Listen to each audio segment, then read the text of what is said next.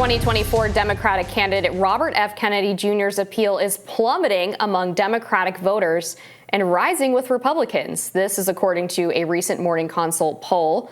RFK Jr. enjoyed a 46% and 42% approval rating among Democratic and Republican voters, respectively, when he jumped into the race back in April.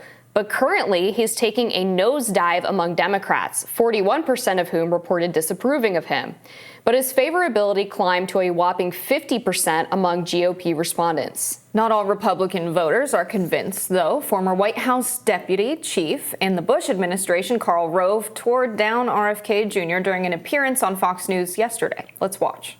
He's got lots of conspiracies. 2004 election was stolen as computers switched nearly 250,000 votes in Ohio from John Kerry to George Bush and thereby gave him the election. 5G is a mass surveillance tool, and the telephone companies are in on it.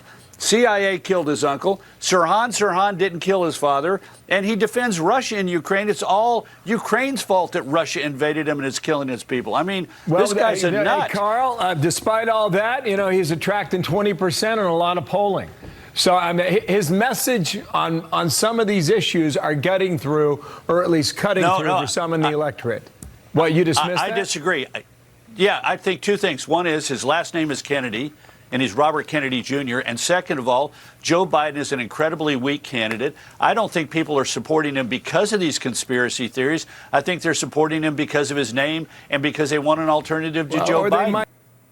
In that same interview, Rove blasted GOP candidate Ron DeSantis for suggesting he would consider taking RFK Jr. to spearhead the CDC or the FDA, citing Kennedy's history promoting anti-vaccine conspiracy theories. So, to me, I think Karl Rove, with the whiteboard, with a list of the conspiracy theories, makes him seem like more of a crazy guy than someone saying the things that he put on that whiteboard. It's giving It's Always Sunny in Philadelphia. But one of the conspiracy theories on that list that caught my eye is CIA killed his uncle. Right. I would think that out of pretty much anybody in the world right now, RFK Jr. probably has the best handle on what happened to his own family members. Mm-hmm. And that is not some outrageous conspiracy theory that nobody believes. I mean, even back in the 70s investigation of this, a House report found credible evidence that there were probably 2 gunmen who fired at the president, that there was probably a conspiracy, although they didn't determine what exactly it was. RFK Jr. has spoken about the fact that the military complex wanted JFK to get involved in certain wars that he wasn't interested in, particularly in Vietnam. So putting that on the whiteboard next to everything else he was citing, as well as the things that he said about his own father's death, RFK's death, how is Karl Rove more qualified than RFK Jr. to say anything about the truth behind the deaths of these 2 men? Yeah, I think it's a good point. A lot of the other stuff on that whiteboard taken entirely out of context. Yeah. The 5G thing. A lot of people like to call, RFK Jr. an anti-vaccine guy, and he's clarified these things so many times. What he means when he says things about the vaccine, what he means when he says things about COVID. The 5G thing, I don't even think I've seen a clip of RFK Jr. talking about 5G. I think if he was a 5G conspiracy theorist, we would have more clips of that.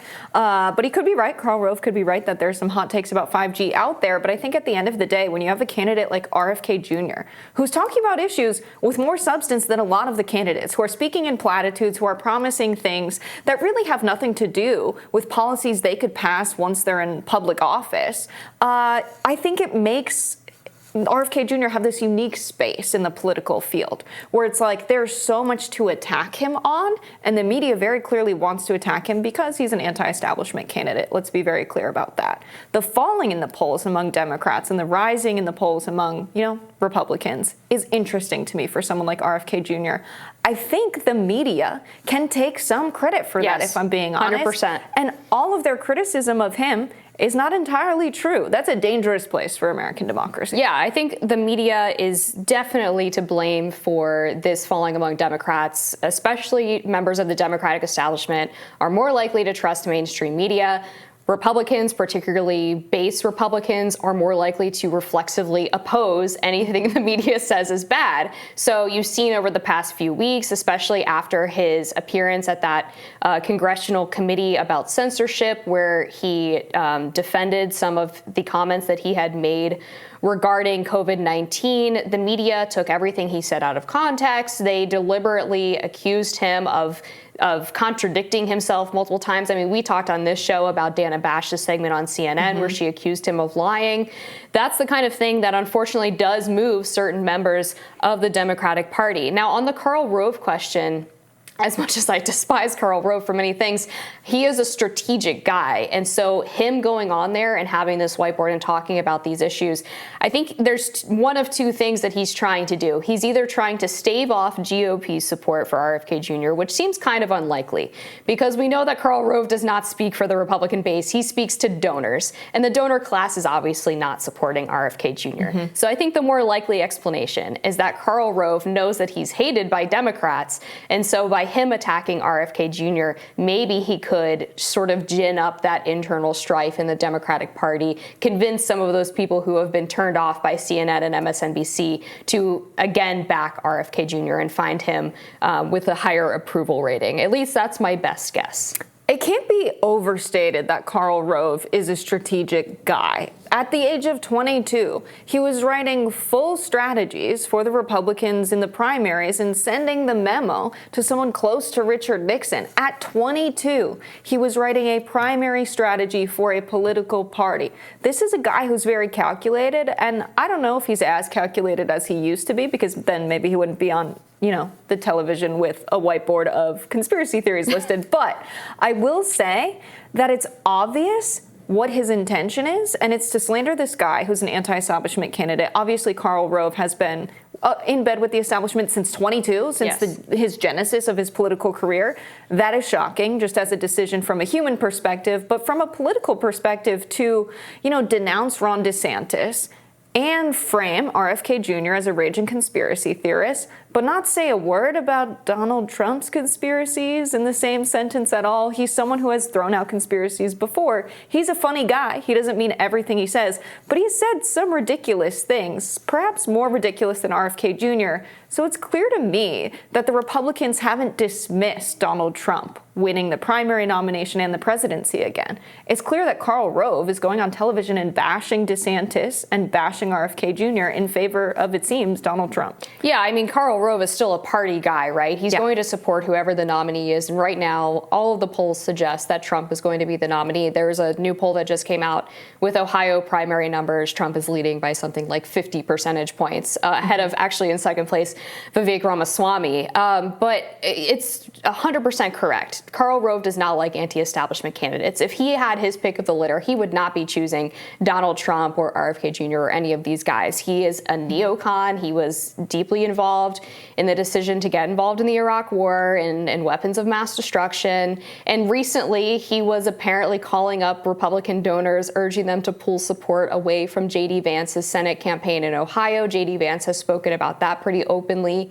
Tucker Carlson has done a number of great segments talking about Karl Rove's support for establishment candidates that toe a certain party line against more populist candidates. So it's not surprising to me that he would be going on TV bashing RFK Jr. And I think we just have to sort of suss out what is the underlying agenda as well. We know that he doesn't like anti-establishment candidates. What angle is he taking here in order to make sure that the Republican Party ultimately is successful, right? Is it more of a Democratic discord campaign, or is it trying to convince Republican voters that RFK bad, don't support him? Yeah, it seems to me that the media, by bashing RFK Jr., bashing DeSantis, not a terribly huge fan of Trump, but really pushing out people like Marianne Williamson and RFK Jr., candidates that would pose a pretty substantive third-party challenge. Plus, seeing how someone like RFK Jr. is growing in the polls among Republicans suggests that if he doesn't get on the ballot for the primary election, which we see Progressive Turnout Project pushing so that he is not on the primary ballot with Democrats, you're creating the conditions for him to run as a third-party candidate, which would be probably worse for the establishment than even if he won the Democratic nomination. Yeah, and there's also sort of a 50-50 shot on whether or not RFK Jr. running as a third-party party candidate would hurt Republicans or Democrats more, because yes, he has a higher approval rating with Republicans right now, but we've also seen in prior polls that Democrats are more apt to vote third party as opposed to supporting Biden. So I think it's kind of a wash as to which party he would ultimately be a spoiler for. Yeah, definitely. We're going to have to leave that there, but we've got more Rising just after this.